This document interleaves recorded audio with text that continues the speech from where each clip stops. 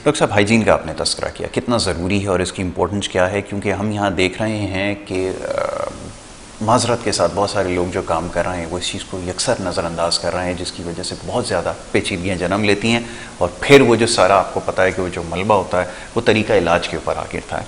फरमाइएगा। देखिए, hygiene maintain करना तो जो है ना वो इलाज से भी ज़्यादा अहम है। यानी अगर किसी मरीज़ को फ़ायदा नहीं हुआ तो इतनी बड़ी बात नहीं है, जितना कि उसको कोई नुकसान पहुंच गया तो वो ज़्यादा बुरी बात होगी। ठीक है। तो इसलिए सबसे पहला जो हमारा स्टेप है वो यही होता है कि हाइजीन को मेंटेन रखा जाए। और हाइजीन मेंटेन रखने के अंदर आपकी एनवायरनमेंट की पूरी सफाई उसमें आ जाती है। यानी उसमें फ़र्श भी आएगा, दीवारें भी आएंगी, आपके दरवाज़ों के हैंडल भी आएंगे, हर चीज़ साफ़ होनी चाहिए और डेली बेसिस पे होनी चाहिए। फिर उसके बाद जो आपके अंदर जहाँ पर हम काम करते हैं, ख़ासतौर पर मैं हिजामा की स्पेसिफिक बात करता हूँ, तो उसमें हमारे जो इंस्ट्रूमेंट्स हैं, जो चीज़ें हम यूज़ कर रहे हैं, तो उसमें कुछ चीज़ें ऐसी होती हैं जो रीयूज़ होती हैं और कुछ ऐसी होती हैं जो डिस्पोजेबल होती हैं। तो जो रीयूज़ होती हैं उनको स्टेरलाइज होना चाहिए। जैसे मिसाल के तौर पर स्काल्पल जो होल्डर होता है जिसमें ब्लेड लगाया जाता है, तो वो स्टेरलाइज होना चाहिए। जैसे हमारे पास प्रोसीजर है कि हम उसको स्टेरलाइज करते हैं, केमिकल स्टेरलाइजेशन भी करते हैं, उसके बाद ऑटोक्लेव भी करते हैं। ऑटोक्लेव भी हमारे पास मौजूद है। तो ये यानी कि वो चीज़ें जो रीयूज़ हो रही है। बाकी तो सब अक्सर चीज़ें डिस्पोजेबल ही हैं। जैसे कि ब्लेड है वो डिस्पोजेबल होता है, वो होना भी चाहिए। और इसी तरह से जो कप हैं वो हर पेशेंट के ऊपर नए यूज़ होते हैं, नए होने चाहिए, डिस्पोजेबल होने चाहिए, डिस्पोजेबल ही होते हैं वो। और उसके बाद फिर यानी मिसाल जब मैं बात करूँ अगर कि हम जो प्रोसीजर स्टार्ट करते हैं, तो सबसे पहले जो बेड है जिसके ऊपर पेशेंट को आकर लेटना है या बैठना है, तो वो भी साफ़ होना चाहिए, स्टेरलाइज होना चाहिए। और उसके ऊपर टिश्यू की शीट जो है वो हर पेशेंट के ऊपर नई बिछती है हमारे पास। और उसके बाद फिर हम जब पेशेंट का हिजामा शुरू करते हैं तो उस पॉइंट को जहाँ पर हमें हिजामा करना है पहले डिसइंफेक्ट करते हैं अल्कोहल स्वाब से।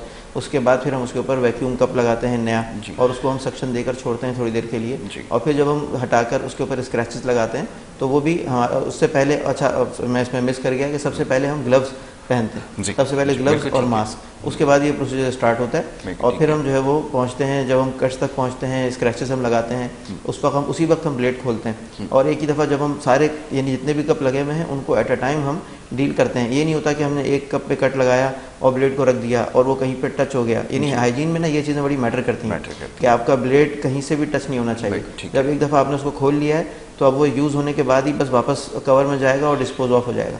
यानी उसका बीच में रखने का सिलसिला नहीं होना चाहिए। तो ऐसा ही होता है। और उसके बाद जब हिजामा हो गया, अब उसके बाद आपने वो ब्लड जो निकला है उसको आपने साफ़ करना है प्रॉपर तरीके से कि वो नीचे ना गिरे। उसके लिए हम गॉज यूज़ करते हैं और उसके बाद हम स्टेरलाइज गॉज से उसकी बैंडेज करते हैं ताकि वो ज़ख़म बाद में जो है वो कवर रहे और वो ख़राब ना हो, उसके अंदर कोई मिट्टी, गर्दो गुबार, जरासीम ना जाए और कोई इन्फेक्शन के चांसेस ना हो। अब इसके बाद जो स्टेप है वो ये कि जो कचरा नीचे आपके पास वेस्ट बास्केट में आ गया, उसको क्या करना है। अच्छा, उसके अंदर भी देखें दो चीज़ें हैं। एक तो ये कि उसको कैसे डिस्पोज ऑफ करना है, वो मैं एक जिक्र करता हूँ। और उससे पहले एक चीज़ ये है कि हम अपने पास जो है ना ये करते हैं कि दो हमने वेस्ट डस्टबिन रखे होते हैं, जिनमें से एक जो होता है वो छोटा होता है जिसके अंदर हमारा वो वेस्ट जाता है जिस पे ब्लड लगा हुआ है, उसको हम कहते हैं बायो हैजर्डस वेस्ट। और उसको हम हर पेशेंट के बाद शॉपर उसमें लगा हुआ होता है, हर पेशेंट के बाद उस शॉपर को सील कर देते हैं। और जो दूसरा जो हमारा डस्टबिन उसमें हमारा ड्राई वेस्ट होता है, जैसे कि जो रैपर्स वगैरह हैं। तो ये जो बायो हैजर्डस वेस्ट है ये इसके बाद हम कलेक्ट करते हैं और उसको फिर हम प्रॉपर इंसिनरेट कराने के लिए कंपनी को देते हैं, थर्ड पार्टी जो आकर हमसे लेके जाते हैं और उसको ले जाके वो प्रॉपर तरीके से इंसिनरेटर में जलाते हैं। ये एक तरीक़ाकार है जो कि हॉस्पिटल वेस्ट के लिए बनाया गया है और होना चाहिए। पर उसको इंसिनरेटर्स को भी शहर से दूर बनाया जाता है और उसका जो धुआं भी निकलता है तो वहाँ से वो फिल्टर होकर निकलता है और काफ़ी बुलंदी के ऊपर उसका पाइप जा रहा होता है जहाँ उसका धुआं छोड़ा जाता है ताकि वो एनवायरनमेंट के लिए नुकसानदेह ना हो।